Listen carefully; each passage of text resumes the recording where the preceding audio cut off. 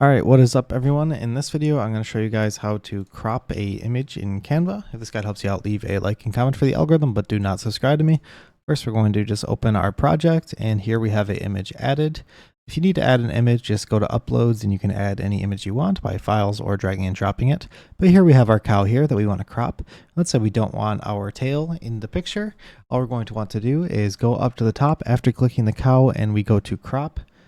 Now we want a freeform crop, and now we can free crop this any way that we want by holding like that. Let's say we want to right here. It would be the cutoff. We just click done, and now the cow's tail is gone. You can hit Control Z to undo that, and you can also choose between these aspect ratio crops. So you can just move the image to fit into the certain aspect ratio.